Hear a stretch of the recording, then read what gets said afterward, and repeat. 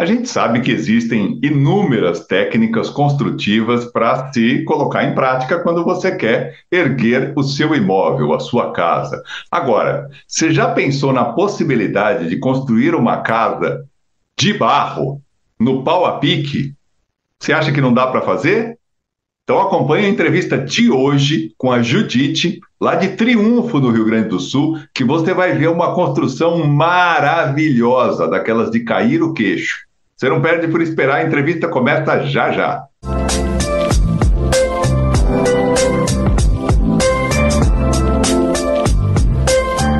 Então, hoje a gente tem o prazer de conversar com a Maria Judite Moraes, da cidade de Triunfo, no Rio Grande do Sul, que vai contar um pouquinho para a gente sobre a incrível obra da casa dela, que é uma casa lindíssima, vocês vão ver pelas imagens aí. Judite, a primeira coisa que eu queria já te perguntar, agradecendo por ceder o seu tempo para esse bate-papo com a gente, é como é que você chegou nesse terreno que hoje você mora e tem a construção da sua casa? Eu agradeço por estar aqui fazendo a entrevista contigo. Ah, aqui foi onde eu nasci. Eu fiquei aqui até os 14 anos e fui para a capital. E agora que eu retornei para cá, e, e esse terreno é da família. Esse é um terreno que já fazia parte da família, mas ele já era ocupado, já tinha construção ou não? Não, não. Inclusive era uma parte de um morro, porque isso aqui é bem num morro. Por isso que tem aquele visual bonito, mas ah, ninguém, a não ser eu, ia construir aqui. E ele é mais em declive do que. E me fala uma coisa, dá para perceber pelas imagens que a construção da sua casa é, no mínimo, diferente da construção da maioria das casas, né? Você resolveu seguir essa lógica, essa técnica construtiva da bioconstrução. Como isso apareceu na sua vida? Ah, é até uma, uma história um tanto quanto longa. Eu, eu sempre tive, assim, desde menina no ensino médio, uma preocupação com o meio ambiente, assim, ó, como o dia a dia da gente deve estar atrelado ao meio ambiente. E eu lia os livros de um escritor aqui do Rio Grande do Sul, que agora me foge o nome, daqui a pouco chega. E, e aí faz uns. O meu filho tem 20 hoje, quando ele tinha 14, eu informei a ele que eu ia construir ainda na minha vida uma casa de barro. Sim, mas um pouco antes disso era o seguinte: com o tempo, eu morava na capital, mas sempre estudando e vendo alguma coisa do meio ambiente, do que a gente lida com a Terra, com o planeta. Eu sempre tive cuidados bem grandes e ensinei meu filho desde pequenininho, essa coisa de separar lixo, não gastar muita água, cuidar do que faz com a água e como regenerar a terra. E aí eu comecei a pesquisar uma coisa que eu acho fabulosa e ainda quero aplicar na minha vida, é a agrofloresta. E pesquisando sobre a agrofloresta, as pessoas ligadas à agrofloresta têm essa coisa em comum de cuidar do meio ambiente. E quem não faz uma bioconstrução, cuida do meio ambiente. E daí eu descobri pessoas que mostravam suas casas e eu, opa! E aí comecei a pesquisar essa parte da bioconstrução. Ela chegou assim, foi através da agrofloresta, não era o meu foco principal. Mas como faz muito tempo, daí quando meu filho tinha 14 anos, eu disse a ele que ia fazer. Que barro, mãe! Ele disse para mim. Criança da capital ouvia a mãe dizer que para construir uma casa de barro, pensa bem. E me fala uma coisa, como é que você bolou a planta do imóvel? Porque antes de começar a construir, imagino que você já tenha pensado em que cara isso ia ter. Quais foram os parâmetros que você teve para desenhar essa sua casa? Olha, eu procurei um grupo que constrói e Ele veio, primeiro ele faz um estudo do terreno e vê o que é que pode colocar, e, e ele que deu mais as ideias, porque eu sempre fui, eu não sou da área, eu sei montar a parede, mas e a estrutura, a mestra, né, o que vai segurar a minha casa, eu deixo para os entendidos.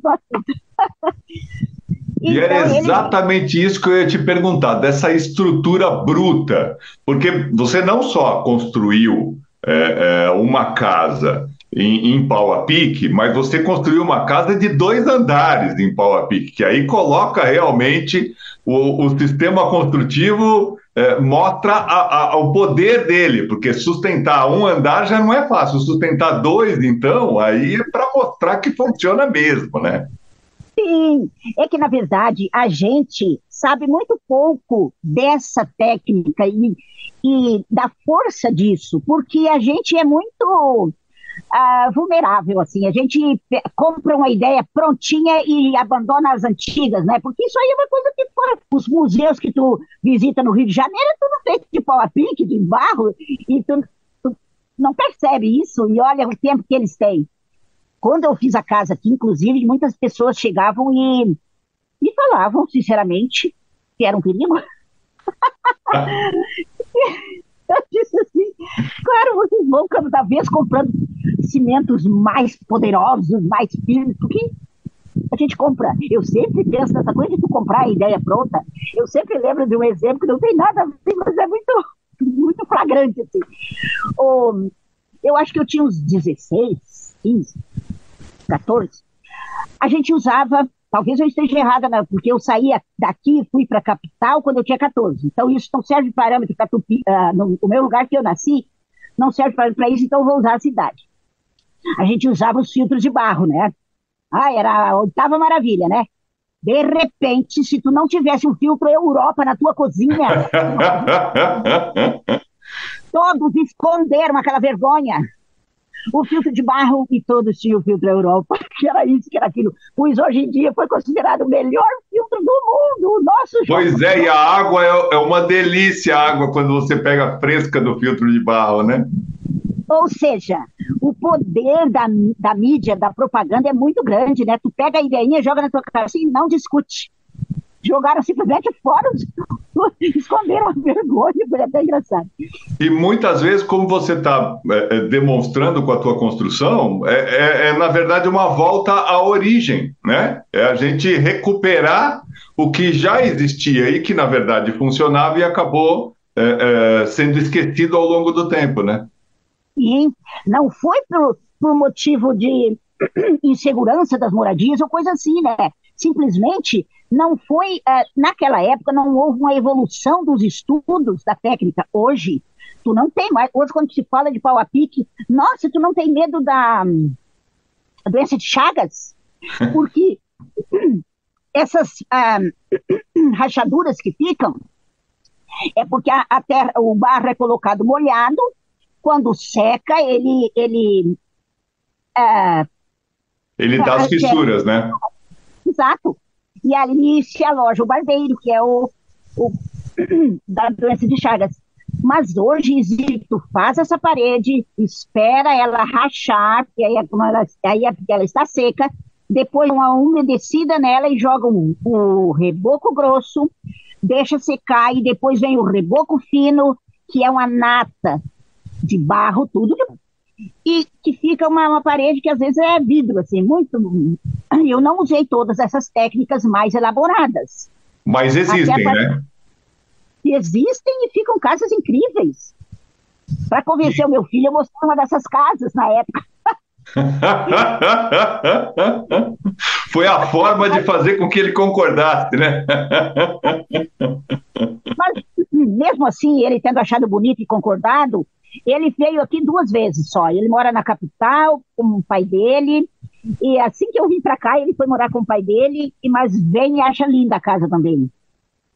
Porque também é belíssima, não tem como não achar, né? Você pode concordar ou não concordar com a técnica construtiva, mas que fica maravilhoso, integrado à natureza, isso é incontestável, né? E agora eu percebo, por exemplo, que nessas noites de muito calor, as pessoas estão lá com os ventiladores maiores, com os ar-condicionados, não sei quantos ligados na casa, eu aqui não preciso nem ventilador para dormir.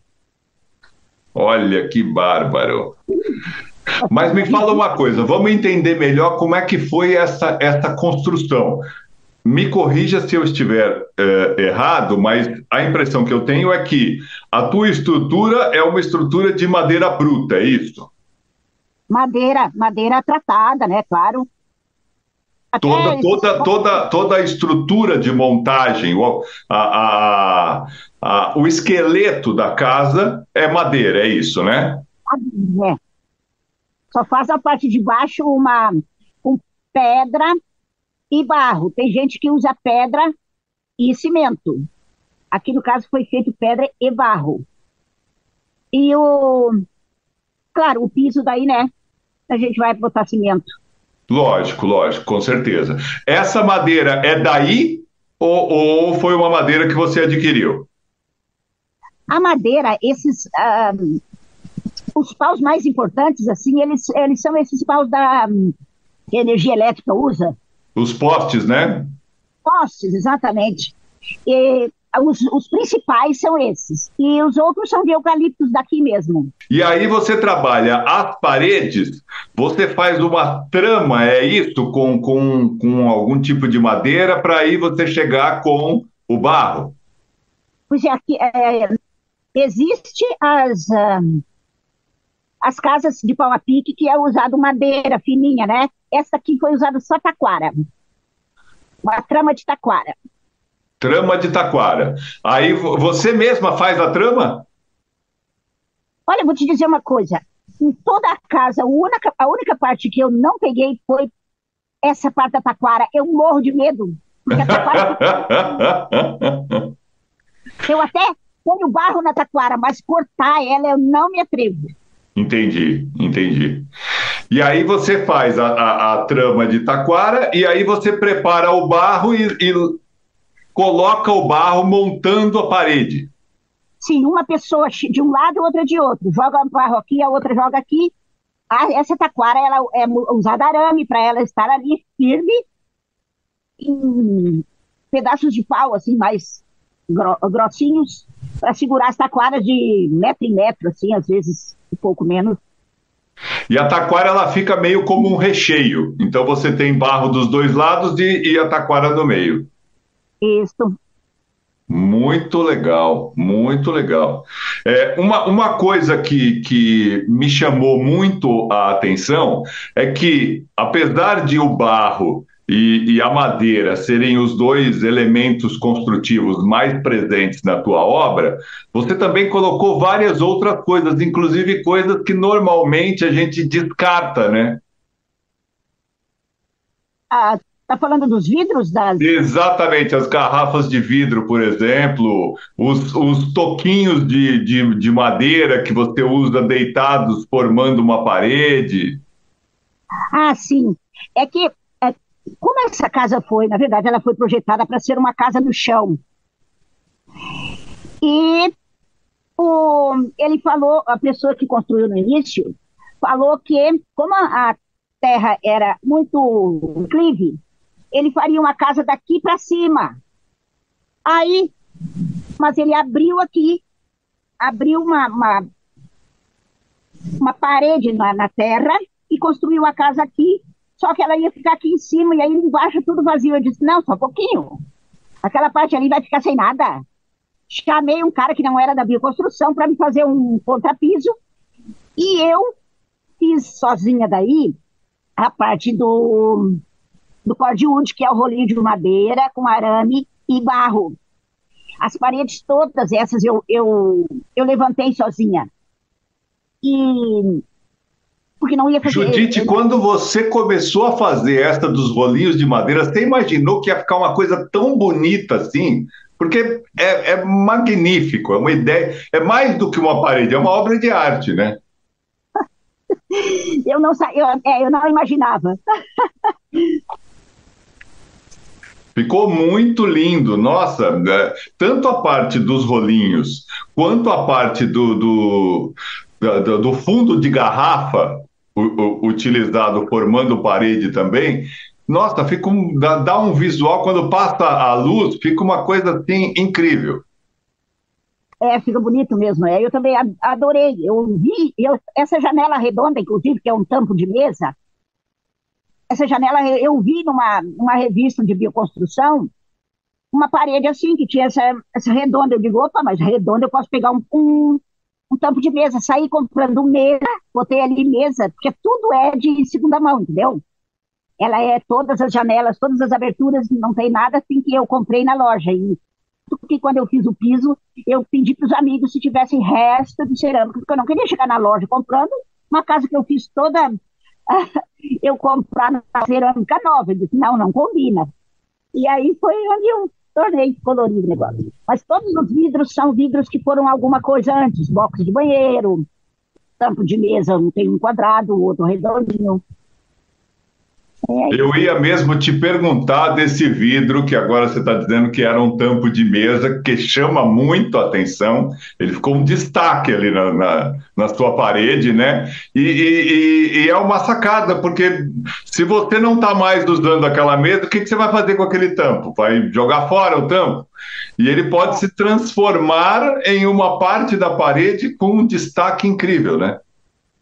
Sim. E interessante que quando eu botei que eu estava querendo comprar uma mesa usada, pensando em uma mesa de vidro, com tampo de vidro, tinha uma pessoa vendendo um tampo de vidro só, que é esse que eu usei. Era para mim, estava lá. Agora ficar falando contigo é tão bom que eu fico rememorando aquelas etapas, cada uma, sabe? Agora, vamos falar dos restos de cerâmica, né, de revestimento cerâmico, que você transformou em mosaicos, que você fez os pisos, que é uma coisa lindíssima. Você já tinha mexido com isso? Eu sempre. Eu acho que começou isso faz uns 23 anos. Eu comecei, não me lembro nem como comecei, mas nunca fiz um curso. Eu comprava revistas e fazia, ficava mais bonito que a revista. Ai, que falta de modéstia, mas é que é uma coisa que eu amo. Eu não tenho, eu lhe disse, eu não tenho muito assim a criatividade. Agora eu vou fazer uma coisa assim, assim. Mas se eu vejo, eu transformo aquilo, uso um pouquinho daqui, um pouquinho dali, fica lindo. É porque o mosaico, deixa tu fazendo mal, ele fica lindo, né? E uma coisa que chama muito a atenção é que, normalmente, quando se vai trabalhar com mosaicos, você começa fazendo, e muitas vezes ficam direto fazendo, coisas pequenas, como, por exemplo, um tampinho de uma mesa de canto, né? Uma coisa menor. Mas as obras que você faz são grandes, ocupam um espaço grande. Quer dizer, tem que ter uma visão de amplitude que chama muito a atenção. E quando a gente olha, são verdadeiros tapetes que você acaba criando no chão da sua casa, né? É, na verdade, quando eu comecei há 20 e poucos anos, eu fazia porta-retrato, espelhos, Isso, tampos de moldura mesa, de quadro, né? isso, tampos de mesa grandes, pequenos, fiz muita, muita, muita mesa, quadros na parede. E agora é a primeira vez que eu fiz alguma coisa grande, foi aqui. Mas sabia que ia ficar bonito, porque eu fiz com paixão, eu adoro. Me sentei num banco ali, ó, e as pessoas, Judite, mas você deve ter quase morrido. Como é uma coisa que eu amo fazer, eu não me cansei, eu faria agora 3 casas meio que eu. Que bárbaro, que bárbaro ouvir você falar desse jeito. É claro que tem algumas coisas que quem está assistindo a gente fica se perguntando. Por exemplo, como é que funciona, como é que você acabou fazendo a parte de encanamento, a parte de hidráulica e a parte de elétrica na tua casa? Como é que foi isso? Foi tranquilo? Foi um complicador em relação às paredes de pau a pique, ou você fez externo? Tem uma parte que foi feita externa. Na verdade, foi feita externa toda.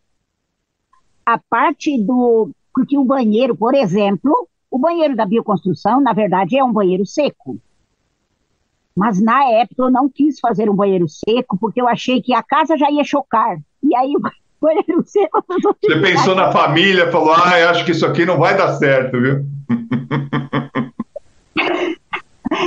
E aí eu fiz um banheiro convencional. Então, a parte hidráulica do banheiro convencional é tudo feito certinho, ah, do jeito convencional de se fazer, né? Embaixo do piso e tal. Ok. E o restante é fora. Então, na hora que eu coloquei o piso, não tinha nada de encanamento, assim, eu não me deparava com essas ações. A única coisa que eu mudei, porque o meu mosaico era feito com cola branca, né? Cola cascoresa, aquela. E agora usei cimento cola do mais forte. A C3, aquele, é o mais Sim, o colante, mais resistente, né? tá? Para não ter perigo de ficar soltando. Quando eu estava fazendo o cordwood, eu estava sozinha na construção. Mas aí eu chamei um rapaz daqui que é bom na parte de madeira para ele fazer. Eu até coloco uma janela, por exemplo, mas tem que estar com aquelas madeiras do lado para dar firmeza. Claro, as escoras, né? Exato. Que tudo, esses vidros, por exemplo, não é simplesmente jogar eles no meio tem que colocar pausa aqui para deixar eles bem presos. Até porque eles são pesadíssimos, né? Eles são grossos para dar segurança, né? Eles são bem grossos, então são pesados. E hoje, quando você olha isso assim pronto, Judite, como é que você se sente? Essa obra demorou quanto tempo para se concretizar? Olha, para te falar a verdade, ela não está completamente pronta, porque essa parte de trás, eu fiz questão de deixar ela bem pronta, o lado de dentro, para ficar uma coisa higiênica, sabe? O barro, se tu não dá uma curva nele, ele vai sempre soltar um pouquinho. Então, o lado de fora ainda está sem o reboco grosso.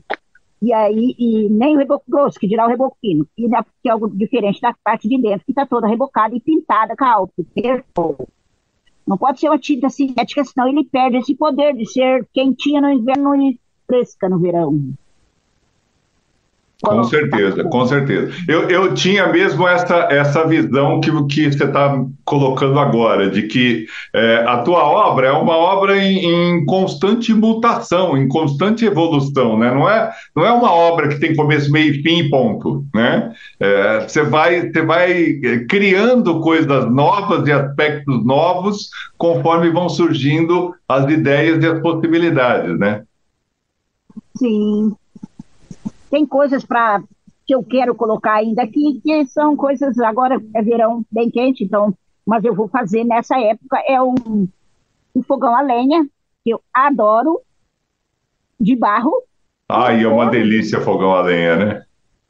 Eu só não vou poder fazer um forno junto do fogão, que daí então me exige demais.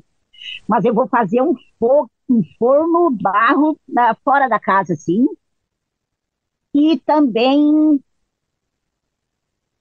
esse banheiro seco eu quero fazer do lado da casa, assim, com entrada para casa, mas quero fazer porque agora eu vejo que, nossa, não tem graça uma casa bioconstruída sem um banheiro seco.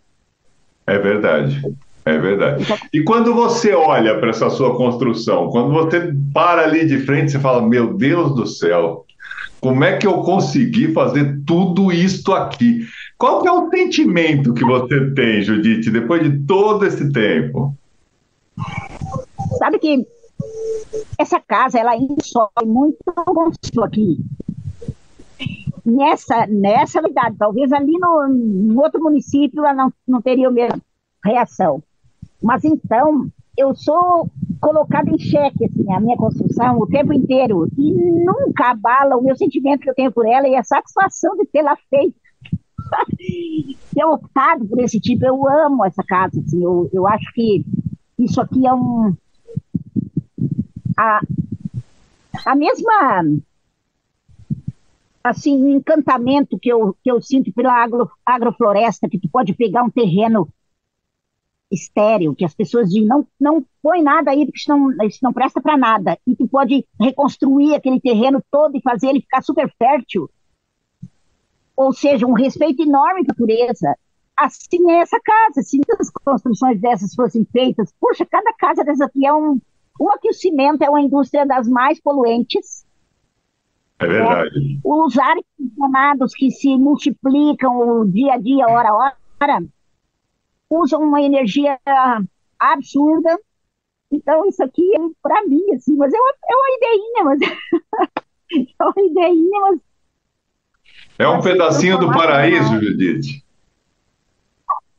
é, E olha, vou te dizer, Judite, a gente só tem a te agradecer por ter feito uma construção dessa, por nos possibilitar ter contato com essa técnica construtiva, que é uma coisa tão bonita e tão natural, né?